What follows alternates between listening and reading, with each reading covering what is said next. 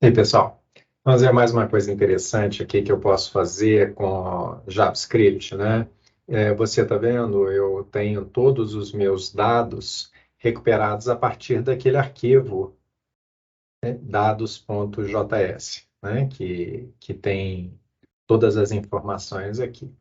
Vamos supor que eu estivesse num contexto de fazer um banco de dados editável, que eu pudesse manipular esses dados, que eu pudesse incluir filmes ou excluir filmes, né? Nós até vamos ver daqui a pouco, no próximo vídeo, alguma manipulação de dados a ser feita. Mas, assim, do jeito que aqui está, toda vez que eu recarregar a página, ele vai buscar exatamente os meus dados. Então, vamos pegar aqui um exemplo. Se eu fosse, né, por meio do próprio elemento de navegação, tá aqui, ó. Vou abrir aqui o DOM, o objeto que contém este documento, né?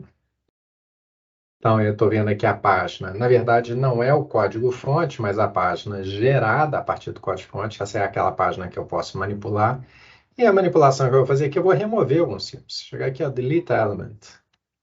Tirei o primeiro filme, vou tirar o segundo, vou tirar o terceiro, mas eu estou gerando esses elementos da visualização. Se eu recarrego a minha página, volta tudo, porque volta todo o código original, né? E a gente precisa fazer as operações como se tivéssemos um banco de dados, só que neste momento do curso a gente ainda não viu o banco de dados, né? Então nós vamos ao armazenamento local para simular um banco de dados externo. O armazenamento local é uma coisa muito útil, como você vai ver daí para frente, né? Ele permite que eu controle dados da sessão, da minha navegação, da minha operação, localmente, sem necessidade de mandar para o servidor. Por exemplo, se eu fizer login, eu quero que ele armazene ali meu nome de usuário, sem eu ter que ficar digitando toda vez. Se eu parei um determinado site num ponto, eu quero que ele retome aquele ponto. Por exemplo, quando você está lá no Netflix, você para um filme no meio e quer continuar assistindo daquele ponto. Em algum lugar essa informação precisa ser armazenada, né? Ou quando a internet cai e você quer continuar operando ali seu site, quando você restabelecer a conexão com a internet, ele faz automaticamente a sincronização de dados. Então, armazenamento local tem muitas utilidades. Nós vamos ver como usá-la na forma de um banco de dados local, tá? Então, eu vou abrir aqui a aba de aplicação das minhas ferramentas de desenvolvedor e eu tenho aqui algumas alternativas para armazenamento local, para armazenamento no próprio navegador, né? Eu vou até abrir aqui um segundo navegador para você perceber a diferença nesse mesmo endereço, tá?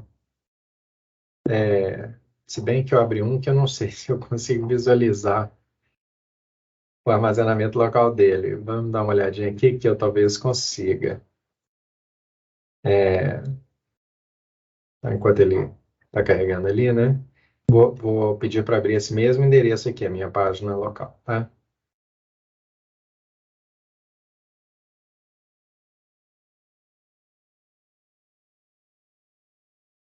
Eu tenho os mesmos dados, né?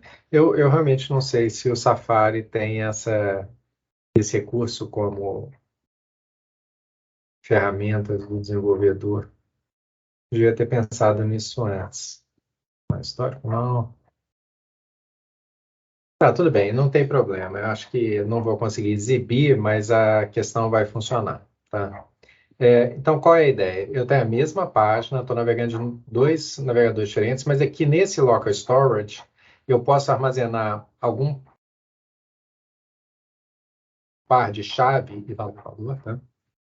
Como, por exemplo, vou criar uma chave, o nome de uma informação, nome, e o conteúdo dessa informação, Marcos. Por exemplo, eu posso colocar aqui uma informação ano e o conteúdo dessa informação 2022, né? Então eu faço um armazenamento local no navegador. Esse Safari, esse outro navegador, ou mesmo o Chrome de outro usuário, não teria acesso a essa base de dados. Ela é armazenada no navegador, numa área de dados específica do navegador, né? É uma pena que eu não sei como abrir aqui alguma visualização disso, mas aí você confia em mim.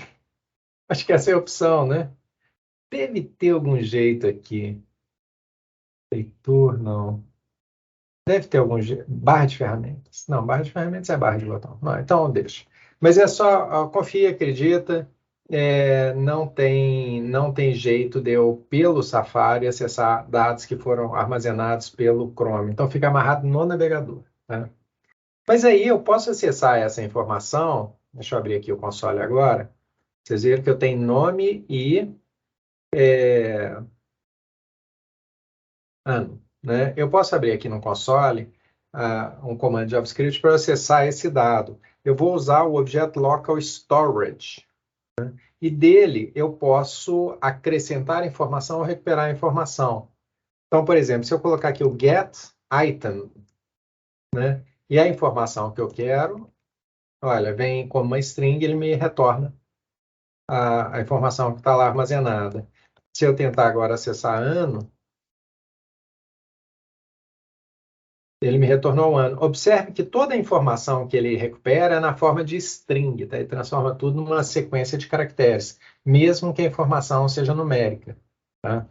Se eu tentar pegar aqui uma coisa que não existe, storage.getItem, vou colocar aqui como se eu tivesse uma quantidade.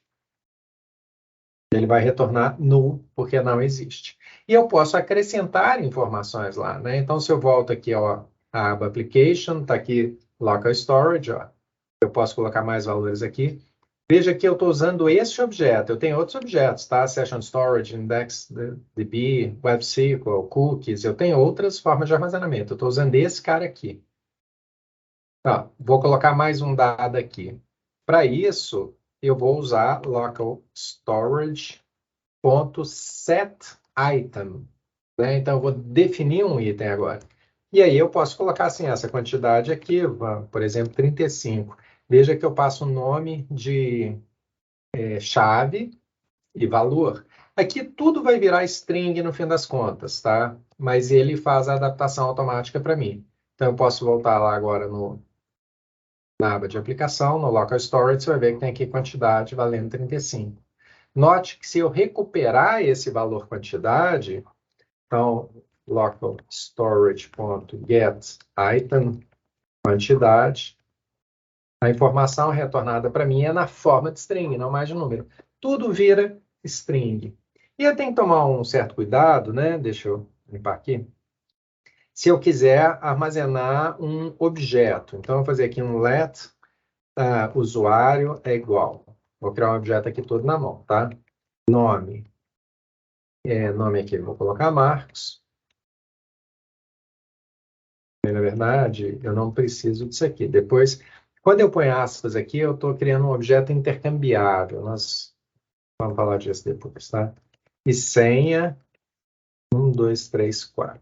Estou colocando como string porque seria uma senha alfanumérica. Então, eu criei um objeto usuário. Posso pedir aqui para ele me mostrar esse objeto. Está lá a informação, é um objeto mesmo, né? E eu quero colocar isso no local storage. Então, local storage.setItem usuário, e aí eu vou passar o objeto usuário. Cuidado aqui para não confundir as duas coisas. O objeto usuário tem nome usuário, tá? Então, agora, se eu tentar olhar o que foi armazenado, mas antes eu vou tentar recuperar esse cara. Local storage.getItem usuário. Ele retornou isso aqui, muito diferente do que eu esperava, né? E se eu for olhar o armazenamento, vai ser exatamente isso que ele armazenou, object. O que aconteceu? Você lembra que eu falei que o local storage só armazena strings? O JavaScript converteu automaticamente esse objeto usuário para essa informação, um objeto do tipo objeto. Então, eu preciso fazer essa conversão daquilo manualmente. E aí eu tenho o apoio aqui de um objeto JSON, que tem vários métodos, entre eles um método chamado stringify, que converte em string um objeto qualquer.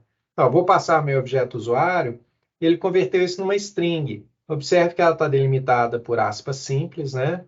E os atributos e valores estão com aspas duplas, mas o que vale é a string completa que está armazenada entre essas aspas simples, né? JSON, o que significa JavaScript Object Notation, é uma representação de informações na estrutura de JavaScript, mas com algumas pequenas diferenças entre JavaScript normal. A primeira delas é que o nome dos atributos também vem entre aspas. Aqui eu não usei, aqui você está vendo que ele vem entre aspas, né? Tem alguns outros detalhes, mas que não são importantes para agora, não. É só para você entender que ele, sempre que eu falo de JSON, né, JavaScript Object Notation, ele vai encaixar nisso. Essa notação ela é importante, esse JSON é importante para eu mandar arquivo entre sistemas, para eu mandar dado para o servidor, para recuperar dado do servidor, eu posso fazer isso usando esse formato de objetos, mas considerando algumas particularidades, entre elas que os nomes dos atributos também vêm entre aspas. E se eu quiser fazer o inverso? Então, vamos dizer aqui que eu vou ter um str usuário, né, uma string usuário, que vai ser a conversão desse meu objeto para string. Tá? Então, esse str usuário, ele é a versão de string do objeto. Se eu quiser agora inverter, voltar, aí eu vou usar um outro método, o json.parse. E aqui eu posso colocar meu str usuário, e ele vai voltar aquela string para o objeto. É claro que aí aquela string tem de fato que ser um objeto, né? Por exemplo, se eu coloco aqui uma segunda string, letstr é igual a não é um objeto. Ok? Pronto. Se eu tentar converter isso, né? Então, json.parse str, o que ele vai falar? Que deu erro. Isso não é um objeto. Então, eu tenho que ter certeza que a minha string que eu estou tentando converter para objeto seja, de fato, uma string que represente um objeto. Dito isso tudo, né, vamos limpar aqui de novo, eu tenho lá meu usuário, meu objeto usuário, está aqui ainda, né? Eu posso colocar, né, eu também posso ver lá no meu armazenamento local, eu tenho aqui esse cara, vamos apagar esse cara? Bastaria, né, eu vou apagar aqui a quantidade, ó, bastaria eu apagar aqui com... Apaguei tudo. Presta atenção, mas vamos lá, tudo bem. Eu tenho aqui um nome com valor Marcos, vou fazer manualmente dessa vez, né? Ano com 2022.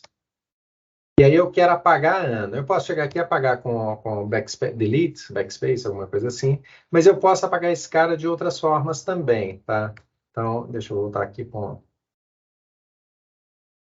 Quando eu vier aqui no console, eu vou ver que esse objeto, local storage, ele tem mais algumas operações aqui, tá vendo? Olha, ele tem mais algumas informações aqui, né?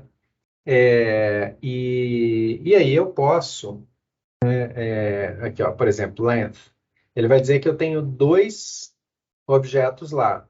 E aí eu posso usar o método key para saber qual que é a primeira chave, ano, e qual que é a segunda chave. Lembrando que as listas em JavaScript começam numeradas, né? O primeiro elemento está na posição 0, o segundo elemento na posição 1 e por aí vai. Né? Não sei se ele tem aqui um keys, tem? Não. Tudo bem. Então, eu posso recuperar a quantidade, eu vou recuperando um a um. Mas eu posso também chamar o método clear. Né? O que esse clear vai fazer? Ele vai limpar o local storage. Né? E se eu quiser, eu posso apagar só uma informação do local storage, por exemplo. Então, eu vou colocar aqui local storage.set item nome Marcos. Eu posso testar agora local storage.get item nome, né? E vou fazer isso também agora com ano. Só vou aproveitar aqui o código. Para eu recuperar aqui o código, é só setinha para cima no navegador, tá? Então, eu tenho lá 2 informações agora, né, no meu local storage, ó, ano e nome, e eu quero apagar só ano. Então, se eu usar o clear, ele apaga tudo, mas se eu usar o remove item, passando o ano, Ele vai apagar só essa informação e aí o nome fica lá, tá? Esse botãozinho aqui significaria como se fosse o clear. Apaga tudo. Então, o que que eu quero fazer? Eu quero armazenar aquele usuário, né? Ele ainda continua aqui para mim. Usuário, continua aqui, né? Então, eu vou fazer local storage.setItem, como a gente tinha feito, o nome do objeto, o nome a chave vai ser usuário, mas o que eu vou armazenar aqui vai ser a versão de string desse objeto. Então, eu vou colocar json.stringify o objeto usuário. Então, agora, quando eu vou lá ver o que ele armazenou, tá aqui, ó, ele converteu para string e armazenou. Até aqui o Chrome mostra para mim como se fosse um objeto, porque é um software inteligente, né? Mas ele armazenou como uma string mesmo, né? E se eu recuperar essa string, se eu fizer só local storage.getItem usuário, peraí, não é usuário, eu tenho que colocar string usuário. Ele vai retornar aquilo que está armazenado, que é uma string que representa um objeto, e aí eu vou jogar isso dentro do json.parse. Então, quando eu chamar o json.parse, vai ser com que ele recuperar lá do local storage. Tá? Então, ele voltou um objeto para mim. O que eu quero dizer com essa história toda? É que eu tenho uma espécie de um armazenamento local em que eu posso armazenar o que eu quiser por meio de pares de chaves e valor. Aí, se eu tiver uma lista, let lista é igual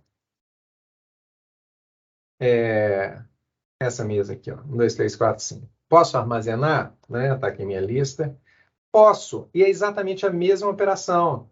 Então, eu vou colocar local storage.setItem, o nome vai ser lista, e aí eu vou converter também essa coisa para string, usando o stringify. Desculpa. Do objeto lista. Então, posso voltar aqui e vou ver que ele armazenou a lista na forma de string, né? Eu posso recuperá-la. Aí, se eu quiser fazer uma lista de objetos e não só de números, eu posso? Pode, pode. Vamos criar aqui uma lista de usuários, né? Então, uma lista separada por vírgula.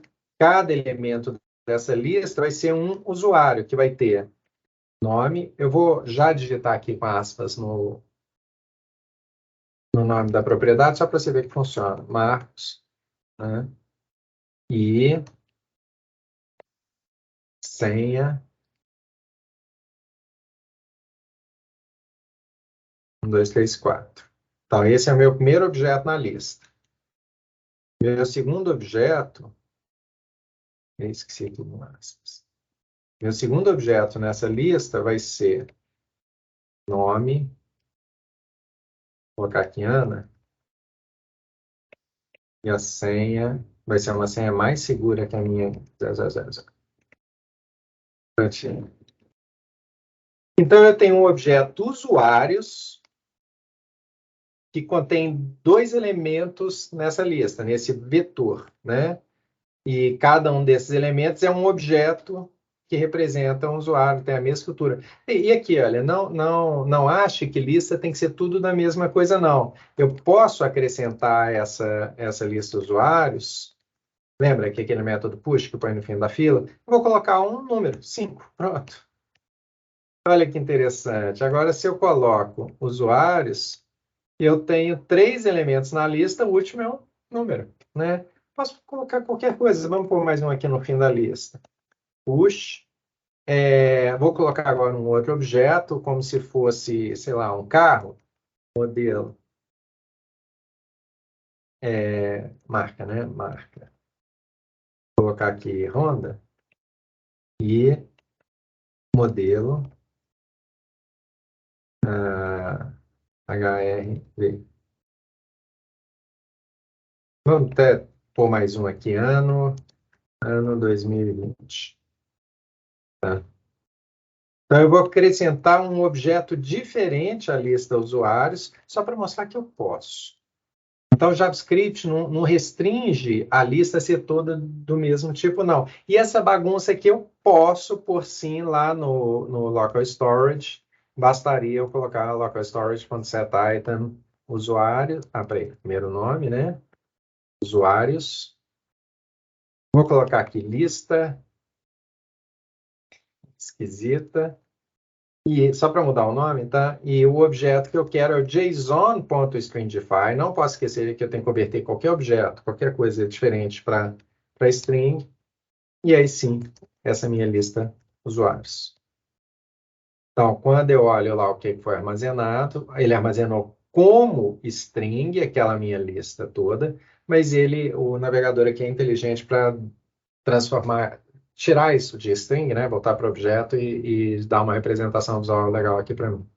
Mas o que importa é que eu possa armazenar qualquer coisa lá.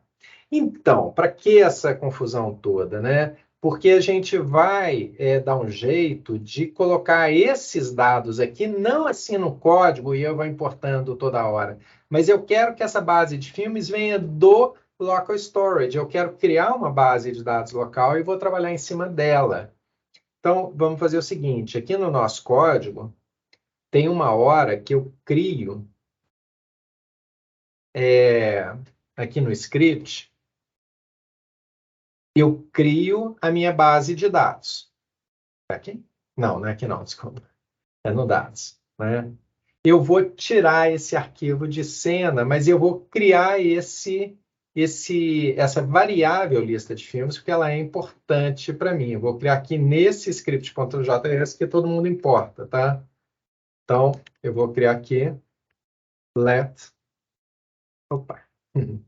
cria lista de filmes. Então, é let lista de filmes. Só confirmar se foi esse nome mesmo que eu usei. Lista de filmes, tá? E ela vai ser um objeto vazio, né? Agora, do meu index.html, eu vou arrancar fora aquela chamada do dados.js. Também do meu filme.html, eu vou arrancar essa informação daqui, dados.js, tá? Não estou mais usando esse arquivo.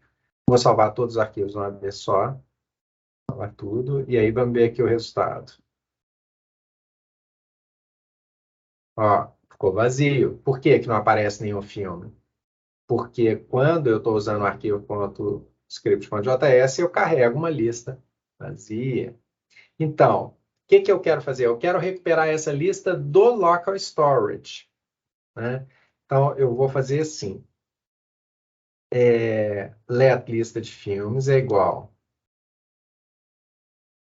Vou colocar aqui vou colocar um S aqui só para saber que eu estou recuperando uma string, tá? Local storage .get item. Eu vou tentar recuperar uma lista filme com essa chave do local storage. Se essa lista de filmes for null, então a lista de filmes propriamente dita, lista de filmes propriamente dita, vai ser um vetor vazio, uma lista vazia. Se não, se eu conseguir recuperar essa string, tá? Então, minha lista de filmes vai ser um JSON.parse, porque ela é uma string ainda, S lista de filmes. Agora sim, a princípio não tem nada lá, ele vai continuar aqui com a lista vazia para mim, tá? Como deveria ser, né? Bom, aqui eu posso fazer uma otimização de código, só para mostrar que eu tenho algum poder sobre isso, né? Quando eu salvo aqui, o navegador automaticamente reformata para mim, tá? Mas eu vou voltar assim só para a gente poder comparar. Então, o que que eu poderia dizer aqui? É que se, olha só, eu não tiver lista de filmes, porque null é como se fosse um falso, né? Aí bastaria chamar esse código.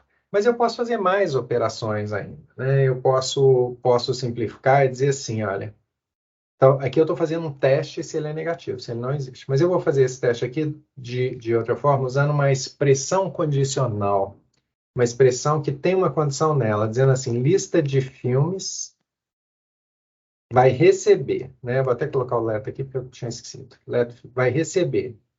Olha só, a condição que eu tenho é essa aqui, tá? Então, eu coloco essa condição aqui e coloco uma interrogação como se fosse uma pergunta, né? Isso é tudo numa linha só, deixa eu deixar assim mesmo. É como se fosse uma pergunta, eu coloquei a condição como se fosse uma pergunta, e se a resposta for verdadeira, se for igual a null, essa aqui vai ser a minha resposta verdadeira. Então, ele está fazendo aqui uma atribuição, a atribuição está aqui, né? Ele está fazendo uma atribuição a um valor, mas esse valor depende dessa condição que está sendo analisada. Se ela for verdadeira, ele vai usar isso aqui. Se a lista for nula, ele vai usar isso aqui. Se não, aí o se não eu represento como 2 pontos. Se não, o valor que ele vai atribuir vai ser esse aqui. Tá? Então, eu faço uma atribuição condicional. Aqui, na verdade, não é a questão da atribuição ser condicional, a expressão é condicional. Que aí eu não preciso colocar o if. Né? Tem jeito de eu fazer isso ainda melhor, tá? Mas aí eu vou parar por aqui para não dar um nó na cabeça de vocês, né? Mas assim, quando eu faço uma operação, eu vou colocar assim, não, peraí, vamos fazer um teste aqui. A maior do que 3. Não, eu tenho que fazer isso como uma condição, né? É porque não tem A. Let tá igual a 10, pronto. A maior do que 3, true, né? Então, se A for maior do que 3, aí eu coloco a interrogação, ele vai retornar para mim aqui 1. Se não, ele vai retornar 2. Olha só, a resposta é 1. Agora, se eu coloco A maior do que 30, não. Então, ele usou o se não e retornou 2, né? Então, é isso que eu estou usando. Se não me falha a memória, tem jeito de eu colocar assim, A maior do que 3 ou...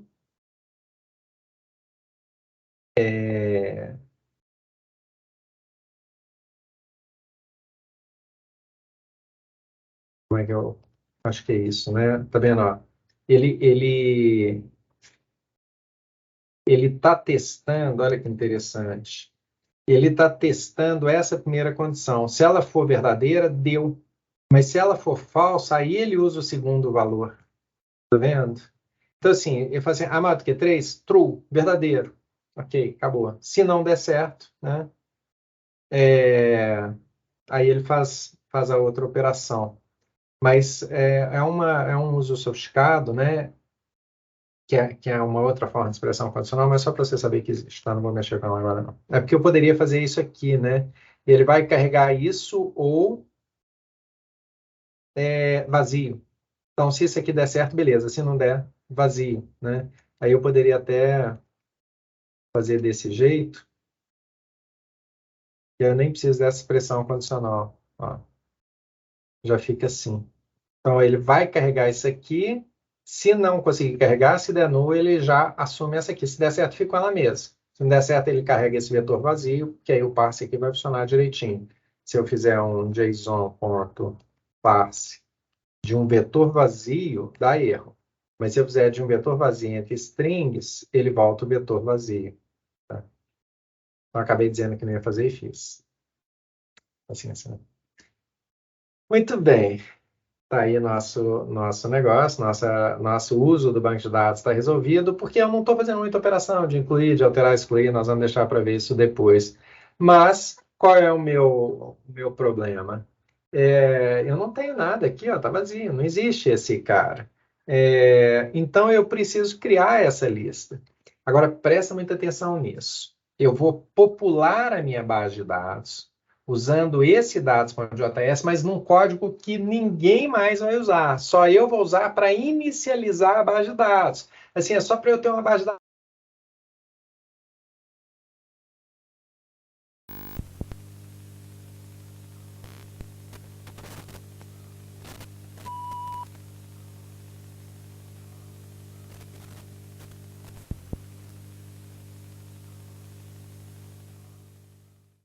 Tecnologias. Eu não sei o que aconteceu aqui. O Teams mostrou uma tela para mim assim, tentando reconectar a conexão. Não sei onde. Não sei o que deu. Vou ver na gravação depois, tá? Depois eu assisto a gravação e vejo até onde foi, o que agarrou, o que não agarrou. Paciência, desculpa, confusão.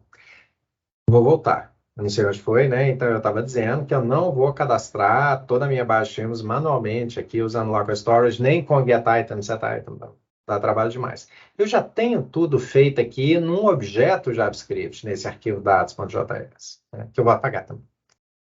O que eu vou fazer? Eu vou criar um novo arquivo vazio aqui e vou chamar ele de install.html, setup, para instalar qualquer coisa, tá? Vou usar install. Não vou colocar muita coisa nele, não. Vamos colocar aqui só o comando básico, né? ptbr. Vou colocar aqui um... Não vou me preocupar com nada de formatação, tá? Mas eu vou deixar aqui os elementos que são obrigatórios, como o title, instalação da base de dados. E aqui o body, que não vai fazer muita coisa também, não. Eu vou deixar aqui só um parágrafo que eu vou dar um ID para ele, chamado resultado. Tá? Vazio. Mas eu posso aqui no título 1, instalação da aplicação. Não vou nem chamar de base de dados, não, que eu posso acabar querendo fazer coisas mais sofisticadas. Não tem nada, né? Esse install, vamos acessar aqui, ó, não faz nada, tá? Então não aparece nada. Eu posso olhar aqui minha página, ela está lá com o parágrafo vazio. Só que aqui sim eu vou colocar meu script com defer, para garantir que só vai ser executado depois que a página for carregada. Source igual install.js. Tudo bem? Eu vou aproveitar esse código aqui, então eu vou renomear o arquivo para ele virar esse install.js, só para eu não ter que criar outro. Então, o que vai acontecer aqui? Eu, em primeiro lugar, criei aqui a minha lista de filmes, tá? A minha variável lista de filmes. Beleza. Eu vou usar aqui um recurso do Visual Studio Code para condensar, juntar, né, essas linhas todas. Então lá, eu tenho minha variável. A primeira coisa que eu vou fazer é apagar o meu local storage todo, tá? Local storage.clear. Vou apagar tudo que tem lá, porque eu estou criando um espaço novo da aplicação. Eu não devo, se eu ficar rodando esse install toda hora, eu vou apagar tudo que eu tenho o tempo todo. Você pode até fazer uma remoção criteriosa, né? Só disso ou daqui. E aí eu vou acrescentar a esse local storage set item a minha lista de filmes. Eita, que eu esqueci que nome que eu dei. Deixa eu voltar aqui e ver. Eu chamei de lista filme. Lista filmes. Lista de filmes, pronto. Lista de filmes, tá bom. Então eu vou criar uma variável com esse nome, lista de filmes, né? E vai ser o quê? Vai ser o json.stringify do objeto lista de filmes que eu tenho ali em cima. Né? E se tudo der certo, se o navegador não travar nem nada, eu vou pegar lá document.carry selector, usando aqui a anotação lá do seletor CSS, cadê meu negócio? Eu vou para esse parágrafo aqui, resultado, né? E aqui eu vou colocar um inner HTML como assim, base de dados criada, tá? Eu posso até fazer uma opção aqui de testar se essa base de dados foi mesmo criada, né? Lembra que se eu tentar recuperar um objeto que não existe, ele retorna para mim null. Então, eu vou fazer assim, local storage.get item, lista de filmes. Né? Vou tentar recuperar. Se isso for diferente de null, ele escreve isso aqui para mim. Se não, não vai dar erro nunca, mas só para você ver, tá? Se não, ele escreve erro na criação da base de dados. Então, vamos tentar agora? Ele já fez, ele já rodou, porque aqui está com atualização automática, já colocou lá a base de dados criada. Se eu vier aqui na aplicação, ó, vou ver lá no Local Storage, tá? Deixa eu aumentar aqui. Meus filmes já estão todos aqui cadastrados, bonitinhos, porque ele já rodou o código, tá vendo? Está tudo armazenado no Local Storage e agora eu posso começar a trabalhar com esses filmes, a editá-los, a fazer o que eu quiser. Então, se eu volto à minha aplicação, né, ao index.html aqui, já vai aparecer tudo direitinho para mim, né? Aí sim, se eu quiser incluir filme, remover filme e tudo mais, vai funcionar. Não sei se eu consigo fazer isso daqui, acho que não, né? Não consigo mexer. Mas eu poderia remover um filme aqui e funcionaria. Eu até consigo, mas é uma coisa meio manual, porque eu teria que editar isso aqui na mão, né? Tá vendo? Porque é uma string. Eu vou tirar um, tá? Vamos torcer para não fazer bobagem. Eu vou tirar o primeiro filme, que é Interestelar. Direção, né? Eu vou tirar o primeiro e o segundo, Coringa. Eu já entrou no terceiro. Tirei o primeiro e o segundo, então minha base de dados agora está menor. Na hora que eu atualizar a página, esses dois primeiros filmes já não vão mais aparecer, porque eles não estão mais no local storage. Agora começa do Bohemian Rhapsody. Ah, e se eu quiser voltar com aqueles filmes que eu apaguei manualmente, aí eu tenho que chamar o install de novo, que ele vai, eh, que ele vai zerar a base de dados, vai reinstalar lá todos os meus títulos, aí quando eu voltar à página, eu já tenho tudo de novo. Tá? Então, o que eu estava querendo mostrar para você é que eu tenho essa opção aqui do Local Storage para fazer armazenamento de dados que vai simular um banco de dados. Mas para eu fazer essa simulação funcionar direitinho, eu preciso inicializar essa base de dados. Eu preciso começar com alguma informação lá. E aí eu criei o arquivo install.html, que chama install.javascript, para carregar aqui todos os meus filmes, né, que a gente já tinha escrito no vetor, nesse armazenamento local. Aí eu não mexo, né? Só se der erro na minha aplicação, não mexo mais nisso e vou trabalhar lá como se eu tivesse já esses sinos todos no local storage, só recupero. E aí eu posso fazer tudo, sabe? Assim, se o usuário se cadastra, eu posso ir acrescentando a local storage, mas assim, não, deixa eu começar com uns 3, 4 usuários cadastrados, para não ter que ficar testando toda hora, se usuário cadastrado, né? Assim, toda vez que eu testar a aplicação, eu tenho que me cadastrar de novo. Não, aí nesse arquivo install.js eu posso já cadastrar uns 3 usuários ali para eu já logar direto e usá-los. Então, a ideia agora, neste momento, era só falar sobre local storage, é um vídeo um pouquinho mais curto em comparação com os outros. Na medida que a gente vai ver nisso, a gente vai explorando um pouquinho mais JavaScript. Eu espero que as coisas não tenham ficado muito confusas para você.